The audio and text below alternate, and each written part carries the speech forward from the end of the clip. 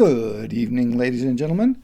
Tonight, in part five of the popular culture series, I wanted to talk about specific industries, and this will start as a series of reflections on particular popular cultural industries and how they're shaped by the forces that I've talked about in the earlier episode. So we ended with advertising last time, and I mentioned that advertising and the advertising dollars shapes just about everything in our popular cultural society. And I think there's no better example of this, or at least a very good example of this, is the publishing industry and perceptions about the publishing industry.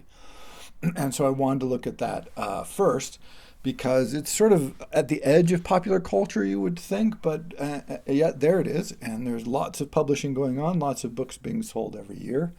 And yet we seem to be only marginally aware of it. If you watch TV or movies or something, it just seems very tangential to everything. At least I know that's an impressionistic view, but if you look at, which I did review, like how many authors are being featured on television interview programs or features in magazines or online, I mean, it's not a lot. It's not, and certainly compared with something like the film or TV industries, the number is vanishingly small. Now, so if I asked you to ponder this, and I said, okay, compare in the U.S., these will all be U.S. numbers. This varies around the world. Different societies have different ratios of this, but I'm sticking with the U.S. In this example.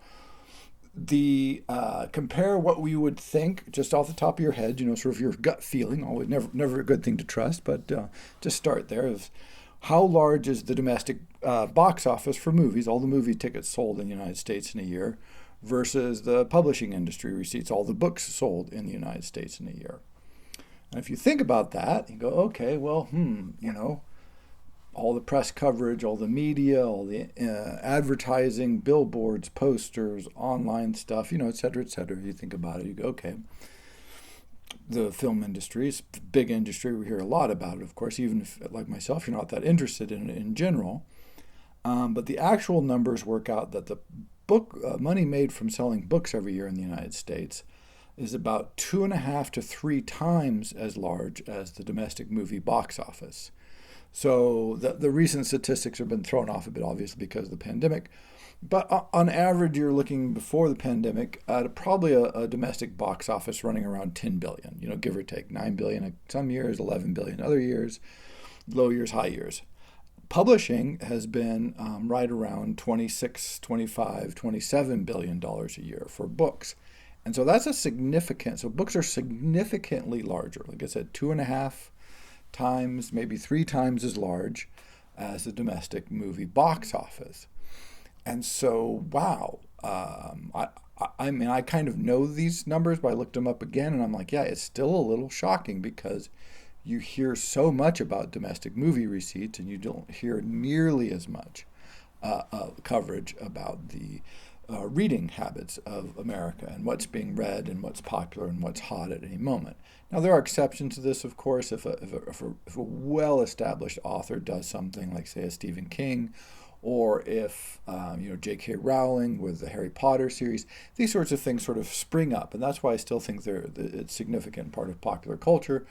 But those tend to be periodic eruptions that then kind of vanish, and another author of super popular come along, and this creates this odd sensation that the publishing is sort of this marginal industry over here that nobody cares so much about, when in fact it's actually a pretty significant industry and generates a lot more money than ticket sales. And in fact, roughly speaking, there's as many books sold in the United States every year as movie tickets. There's a few more books, but give or take within the margin of error of these statistics, I'm sure.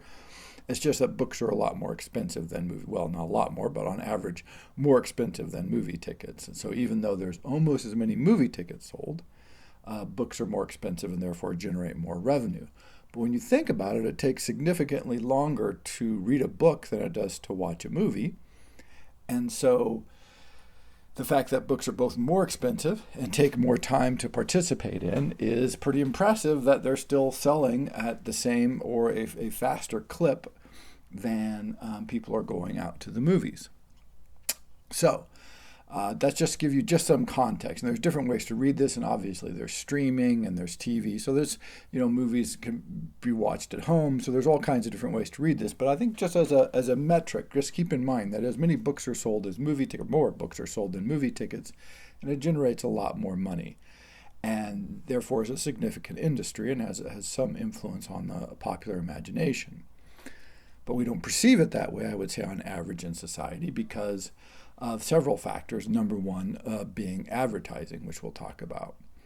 Now, where you really get into the weird part about this is about 30% of Americans. Now, these numbers are highly variable if you go through. Most numbers, if you look at the Bureau of Labor Statistics, the Pew Center did some surveys a while ago, are self-reporting. And self-reporting stuff, be very dubious on this. So, I mean, it's tricky, but looking at several different studies and recognizing that this is very soft, probably about 30 to 40% of Americans are never going to read a book. Like in any given year, 30-ish to 40-ish% of the population is never going to they just aren't going to do it. So this is the adult population. And this is for pleasure, right? This does not count a book if you're at school and you're assigned it and you have to read it. This is, in theory, doesn't count. So that's a lot of people not reading books.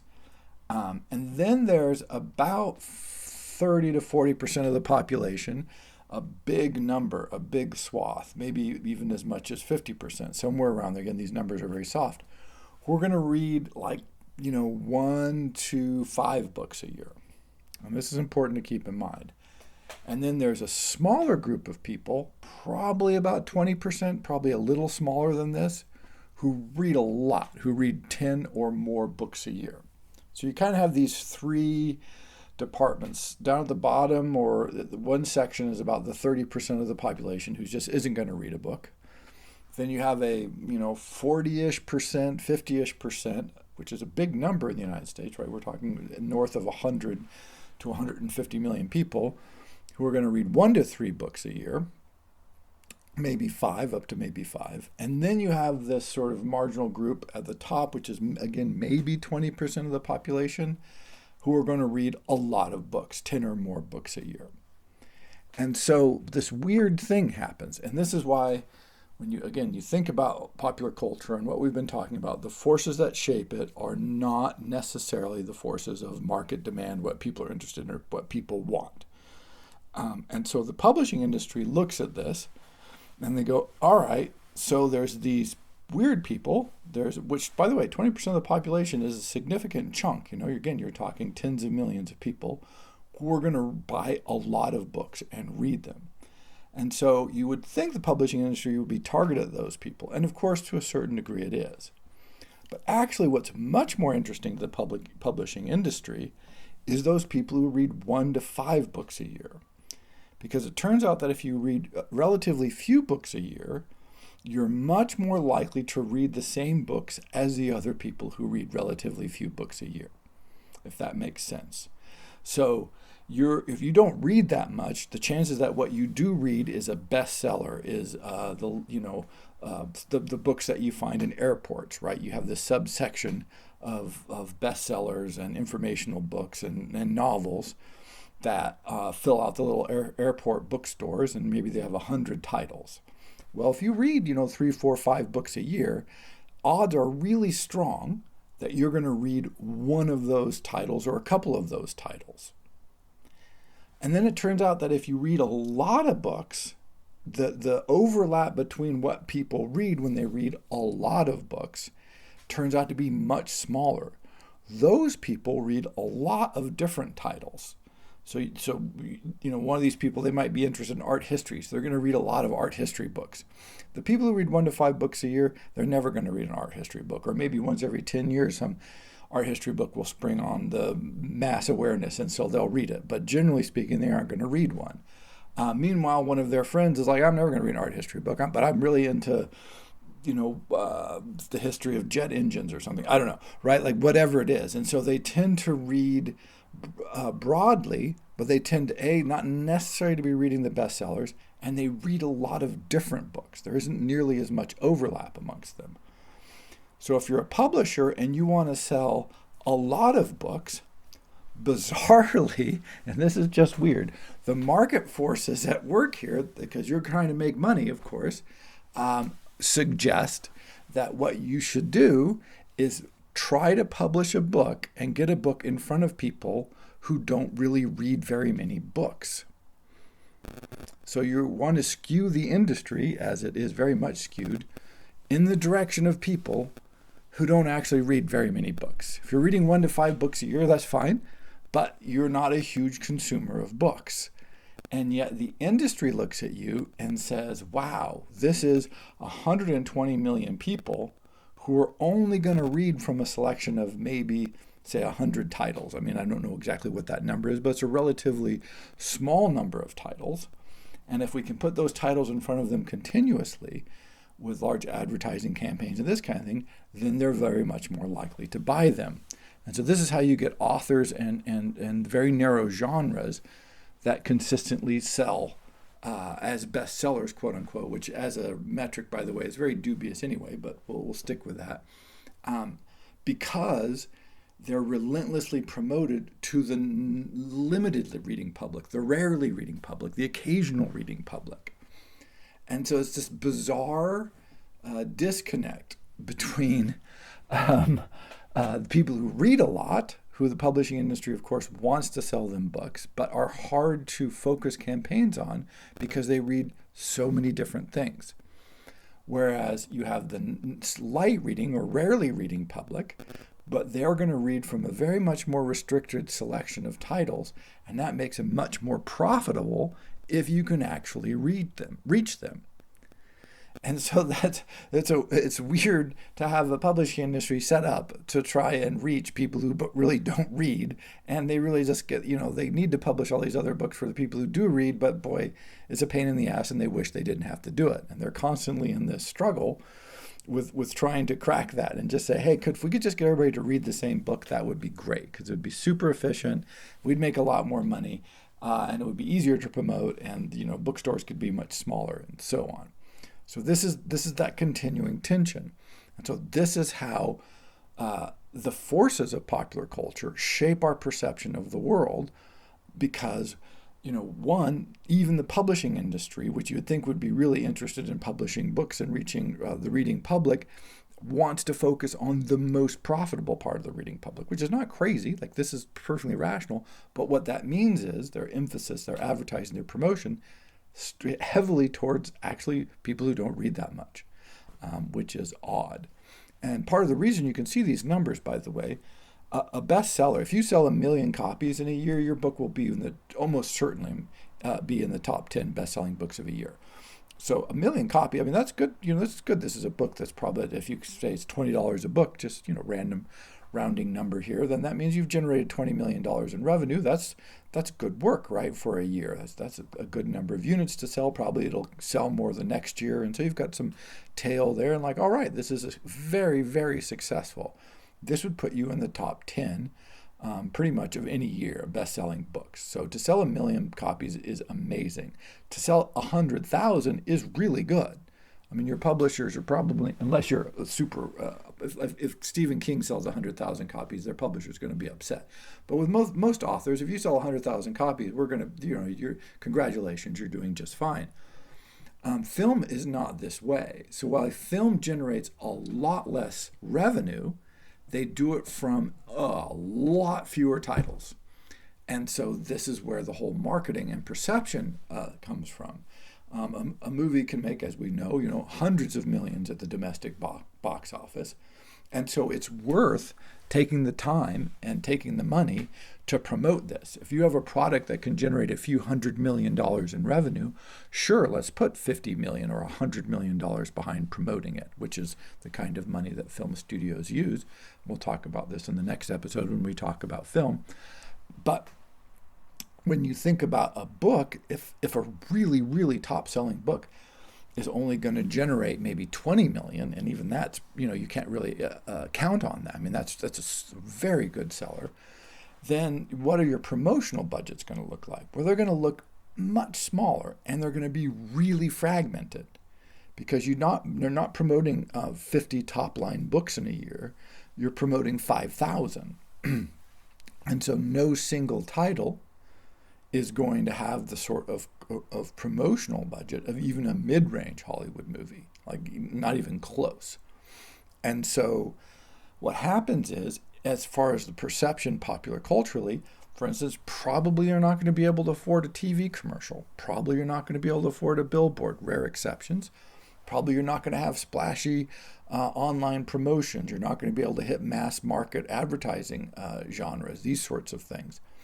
And so the overall impact of this is that any given title, and hence the entire industry, just loses prominence. It doesn't seem like it's a business that's generating 3 times, 2.5 to 3 times the domestic box office for movies. It seems like, oh, do people still read books? Is that still something that people do? Right? And there's always these reports that come out where they say, oh, the publishing industry is dying, the number of books being read, people don't read. But if you actually look at the numbers, while the hours, again, this is self-reported, the hours being read seems to maybe be declining. The patterns of reading may have changed, but the publishing industry is still selling a lot of books. People still read. They move a lot of books. It's a very large industry. But again, the sense that something is wrong, that people aren't reading, I think is probably more symptomatic of this overarching structural issue that an industry of any kind, it does not matter. It could be, potatoes or books. That's irrelevant. But to be prominent in the popular cultural arena, you have to have some sort of a marketing arm, essentially. And without that marketing arm, without those outlets to reach a mass audience, it seems as if you don't exist. Another example of this would be gardening, which is, after watching TV, probably the most popular pastime. I mean, it's hard to figure these out, but it's certainly a really popular pastime. People spend a lot of money and a lot of time in their gardens. But, this is, we don't see a lot of movies about gardening. We don't see a huge number of TV shows about gardening, right? We don't see a lot of advertising about gardening because it's a diffuse, not concentrated market, and it's pursued by people who are not ideal targets for advertising. And again, with reading, with books, it's clear that the higher your education level and the older you are, you tend to read more. It also turns out that is precisely the demographic that is increasingly less appealing to marketers. And so not only do you have a hugely fragmented market, you also have a market that is made up with people who are, on average, less appealing to other forms of advertisers and other forms of marketing than a younger, less well-educated populace. And so there's kind of this double whammy. It's very fragmented, and that population is not that attractive. It's a fine, but it's just less attractive to marketers than it is to than a younger, less educated, and of course, therefore, less likely to read population. So again, this just skews our sense of the world and what matters, because you can watch the news, you can look in newspapers, you can look in all online sources. They're just the amount of time that is spent talking about literature, books, writing, is vanishingly small. The amount of money invested in translations and talking about translations is in the United States, it's sort of terrifyingly small. Hirakami helped a bit. There's been a bit of an upsurge since his books have sold so well, which is good on him for helping out the entire sort of world industry that way. But it is a shockingly limited amount of translation that goes on. A classic example of this is a book called Tombstone, on the Chinese Great Leap Forward, the Cultural Revolution that killed, nobody knows exactly how many, but 30, 40, 50 million Chinese as a policy. This wasn't an accident or a knock-on effect. The policy, they knew this was going to happen, and it did happen. So it was an act of forced starvation and all these other elements of it. And so there's this huge study was done by a professor, and it's illegal in China, has been smuggled into China, was a huge bestseller in the Chinese-speaking world. And they wanted to translate it into English, of course, because it's probably the landmark work on the subject. and incredibly moving work. And no publisher could figure out how to make this happen. And so they got some grant money to help support it. They got some colleges chipped in some money to help support it. And finally, they were able to get a version of it translated. And the original translation, they said, look, the first book is too small. So they worked with the author, and he created a book version of it that was half as long. And they said that was too long. Even with all the grant support and help from fellowships and research, that was too long. So the author actually created a version that was, I think, about a third the length of the original version in Chinese. And they brought that out, and in the preface to the book, they talk about this. And they essentially say, and we're still pretty sure we're never going to make money off of this, right? Like there's no way for us to make this, financially viable, but we're going to do it anyway. And it's like, wow, why is it that you can't make a product like this viable? And it's because they can look at the market for large, depressing cultural histories of 20th century events and go, yeah, it's not that big, and it's not big enough to recoup the cost of doing all this, and there's no good marketing strategy. There's no good outlets for us to make, this broad appeal that, people should really read this. You also see this when people win the Nobel Prize, and all of a sudden, you'll see books by Nobel Prize winners that you may not have heard of before, or who are very little known in the United States, because we sort of tend to be remarkably ignorant about these sorts of literary figures.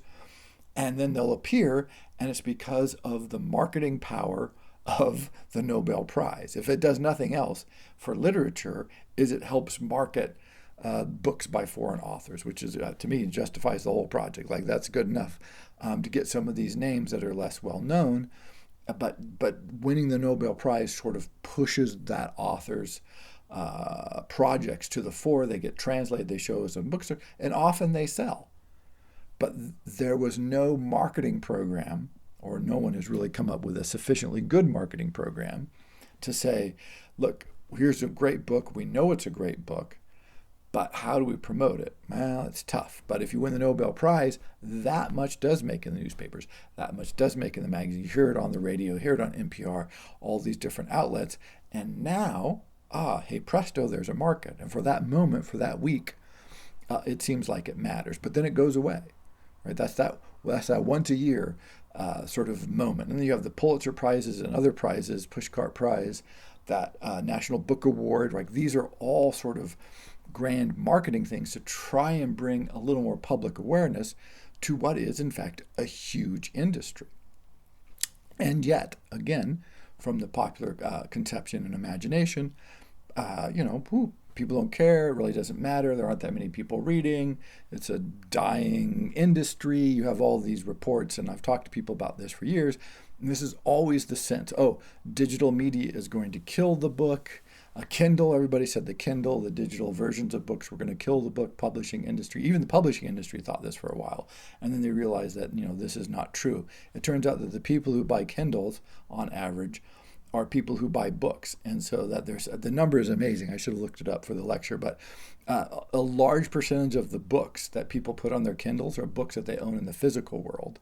And they're like, I'm reading this book, and I just read that book, and I'm going on a trip. Well, I'll get the Kindle version or the other digital version so that I can carry it with me, and then I'll take it. But they have both, so that actually generates more sales, because it's like a 1.5 multiplier, because I already bought the book, and then a percentage of those people buy it again to put it on their Kindle, which is hilarious.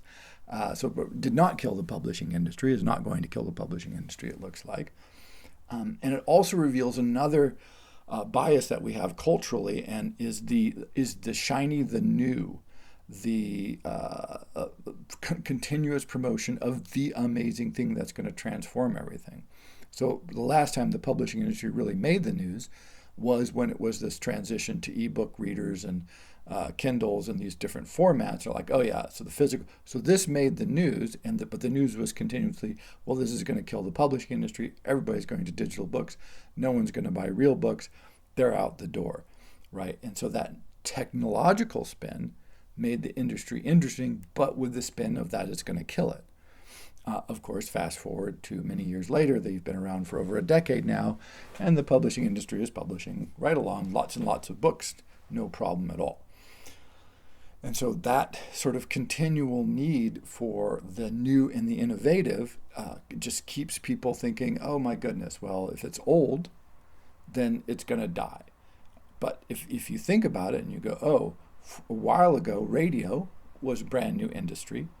And then all of a sudden everybody said, oh, now we've got film, that will kill it. No. Now we've got TV, that'll certainly kill radio. No. Now we've got cable TV, that'll kill radio. No. We've got the internet, that'll kill radio. No, hasn't yet.